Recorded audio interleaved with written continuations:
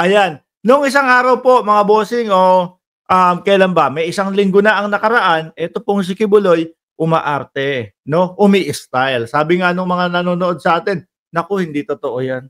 Kunyari, may nararamdaman, naku, hindi po totoo 'yan. Bakit ho? Sa tinagal-tagal o sa hinaba-haba ng pagtatago ni Kibuloy, nung nahuli, eto na, biglang may arte-arte na masama ang pakiramdam.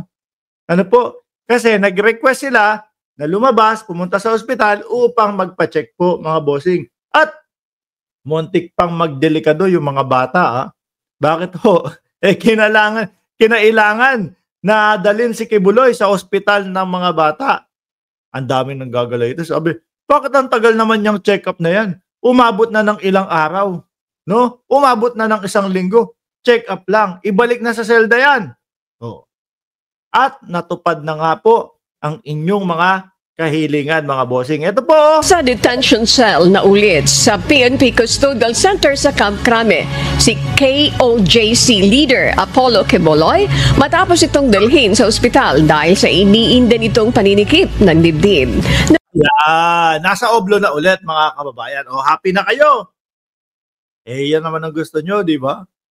Hanggat hindi natatapos at hanggat hindi naaabsuelto si Kibuloy, dyan daw muna sa oblo. Kasi mga kababayan, nung panahon na ito po ay nagtatago, ang yabang-yabang, hindi daw magpapahuli ng buhay.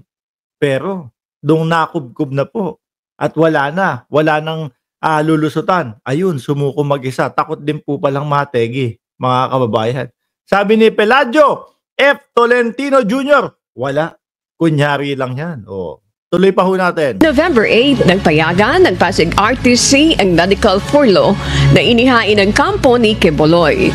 So mailalim ito sa ilang medical procedures sa Philippine Heart Center at pansamantalang inilipat sa Philippine Children's Hospital.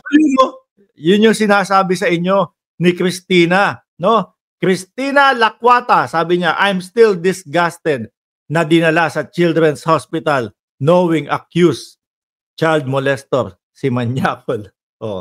Tayo nagulat din Naku, dapat ba dyan yan? Baka mamaya malagay sa alanganin yung mga kabataan dyan. Di ba? Tuloy. Para sa karagdagang tests. Ayon kay PNP Public Information Office Chief Police Brigadier General Jean Fajardo, batay na rin sa kautusan ng korte ay ibinalik na si Quiboloy sa Camp Crame noong Sabado, November 16. Ay wala, hindi umubra, mga kababayan. Yung kaartehan, hindi umubra. Ano po? Sabi nga po ni General Marbil, mga kababayan ng PNP, sisiguraduhin natin na magdurusa si Kibuloy doon sa kanyang loob, sa loob ng kanyang selda. Sabi po ni Juan Suner, sa iba nila sinisisi ang ginawa nilang problema sa sarili.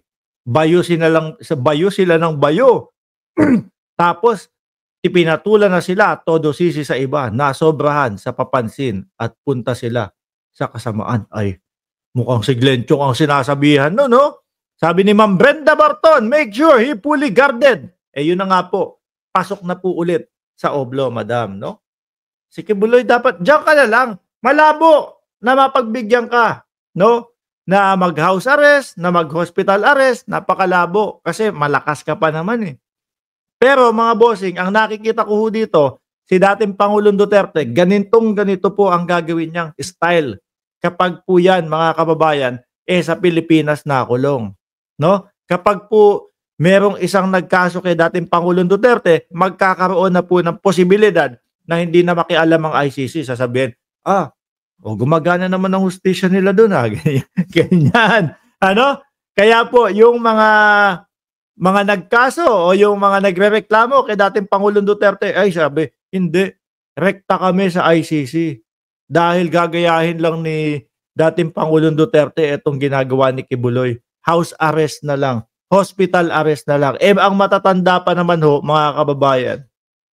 Gusto nila yan Yung nasa loob lang sila ng bahay para no?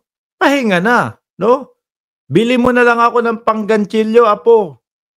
Okay na ako dito sa bahay. Wag mo na ako ipasyal. Napapagod. Mabilis kaming mapagod.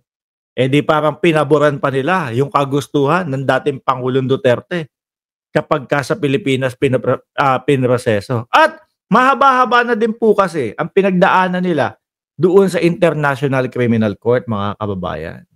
Yun po yun. Ano? So, Kibuloy, diyan ka muna. Hindi ka mamimiss sa labas, okay? Okay ka na muna diyan hanggang matapos yung kaso mo. At take note sabi po ng mga DDS, number 1 daw po si Kibuloy, mga bossing. Number 1 daw po sa pagkasenador si Kibuloy. Ewan ko ho kung saan nila nakuha yung balita na yun. Sabi ni Shiro Kansaki, number 44 like. Oy, hello, Idol Mark Ramos. Oh. Sabi ni Leticia Cortez, sarap ba ng buhay ng kriminal? Oh. At si Leon Glenn Tumala, lumang modus na kasi yan, hospital arrest only in the Philippines, no? Pag politiko, malaking tao nakasuhan, hospital arrest ang ginagamit. No one else, shout out sa iyo. O dumako naman ho tayo kay BP Sara, mga bossing. Sabi, pahabol ni Maria Pe, palisok, number 1 sa kulungan si Kibuloy. Eh magmayor siya kung ganoon. Di ho ba? Ganoon naman pala di tumakbo siya ng mayor, hindi yung ang tinatakbo niya sa Senado pa. Anyway, mga bossing, eto, sinasabihan po si BP Sara ng mga kongresista na nambubudol daw ho ang BP. Ayan baka sabihin ng iba dyan, ito si Mark Ramos, puro invento yung kanyang mga pinagsasasabi doon sa kanyang vlog. Hindi ho, ayan ano sabi dito mga kababayan ni Representative Jay Cocun? Kasi 'di ba sinasabi ni BP Sara, umupo ako doon. Wala namang tinanong sa akin, wala namang ginawa, etc., etc. Meron sinasabi si BP na hindi nila kami inimbita. Yung mga ganun daw po, mga kababayan. So ngayon, sabi pa ni BP, baka nakalimutan nila akong imbitahin. Kaya hindi ako pumupunta doon sa mga pagdinig. 'Di ba? So sagot po ng mga kongresista, mga kababayan, walang masama sa affidavit. Pero ang problema ay yung budol style niya. Sinasabing hindi siya inimbitahan. Ayan po ang sagot, mga bossing, Pero ngayon, may pagkakataon siyang linawin ng issue. Ayaw niyang humarap. Ako yun naman po ang nakikita ko po sa kanilang lahat. Hindi lang po sa Vice Presidente, hindi lang po sa dating Pangulong Duterte, pati kay Labongo na po, pati po kay Labato de la Rosa, ayaw nilang humarap. Mga takot ho, mga bossing. At alam nyo ba, ang masaklap pa ho dito